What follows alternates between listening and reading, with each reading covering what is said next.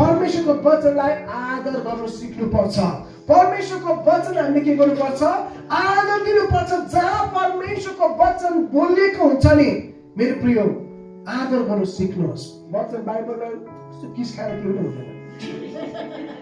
धेरैको मान्छ कि यस्तो गर्छ कसले त केही हुँदैन मेरो प्रिय। यदि चर्चमा वचन बोल्दा तपाईँ बोल्नुहुन्छ, चल्नुहुन्छ, तपाईँले वचनलाई आदर दिनु हुँदैन भने यो गर्नुहोस्, यो गर्नुहोस्, यो गर्नुहोस्, केही पनि फरक छैन। गोबरलाई सफा गरेर केही पनि हुँदैन। गोबरलाई सफा गरेर केही पनि हुँदैन। यदि वचनमा जब हामी मण्डलीमा आउँछौँ, परमेश्वरको वचनलाई जब प्रचार गरिन्छ, तपाईँ बोल्नुहुन्छ, हाँस्नुहुन्छ, यो गर्नुहुन्छ, ध्यान दिनु हुँदैन, यता यता काम पठाउँछ, अर्कोले चुन गर्दैछ भने प्रभुको वचनमा हामीले आदर दिएको छैन भने हामीले किस खाउँ, सफा गरौँ, नयाँ खबर लगाऊ, सुनको खबर लगाऊ, जे पनि गरौँ, हामीलाई केही पनि फाइदा छैन। हेर्नुहोस् है मेरो प्रिय, हामी परमेश्वरको वचनलाई आदर दिनु सिक्नुपर्छ। आमेन।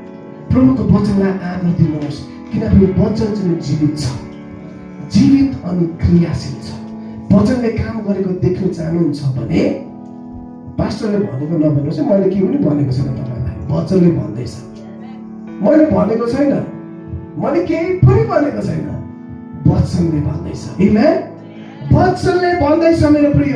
जब इजरायलले पुस्तकलाई खोले सबैजना खडा भए, जब उनले परमेश्वरको प्रशंसा गरे, सबैले आफ्नो हातलाई उठाए, जब उनले प्रभुको आराधना गरे, सबैले आमेन आमेन भनेर प्रभुलाई स्तुति गरे,